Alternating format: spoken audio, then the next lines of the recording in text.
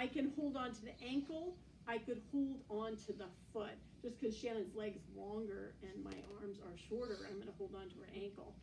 Okay, so this is flexion and extension. Flexion and extension. Okay? So in the picture we have on our handout, it Uh-huh. has one where her arm's under and one where her arm is on top. And you know what? For when you go ahead and do this, remember I told you with those hand placements, it might be a little bit different. And I'm okay with you guys having a little bit different hand placement as long as you support this. I wouldn't want you trying to pick up a leg like this and trying to drive it up. You don't have any support or control over that knee. So as long as you have that, you could put both hands underneath and you could do this. I'd want to make sure that my hand doesn't cause restriction of the joint, okay, of the knee. That's why I have it up this way, okay? But however it is comfortable to you, I will tell you too, legs are heavier than arms. So if they're not to the table, remember I told you to move them closer to the edge for the shoulder? Same thing for the leg, okay? The closer that you can be to them, the closer to the center of gravity, the less effort it's gonna be. So this is flexion and extension. Now you ready for rotation?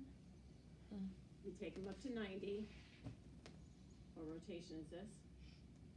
External. External, Internal.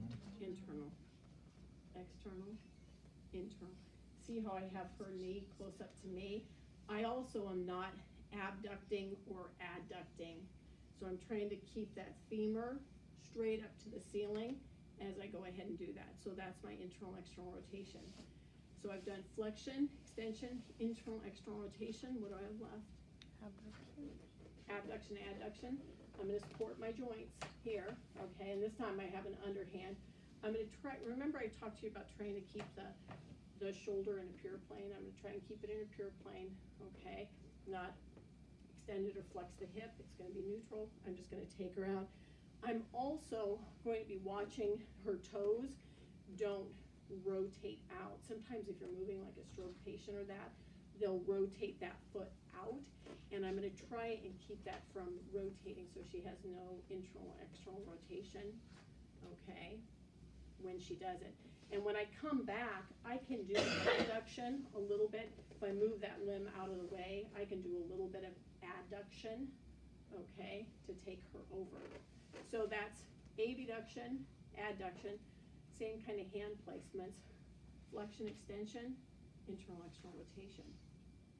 And you know what? You guys get a bonus because you know what this is also? It's the knee. So that's how I flex and extend the knee. So you're like, oh, we're just skipping on to the lower leg, okay? Because that's the same thing. So this is flexion and extension of the knee. It's also flexion, extension of the hip, okay? So you guys can go ahead and break up. We're doing the hip and the knee, okay? Rotation and abduction, flexion, extension.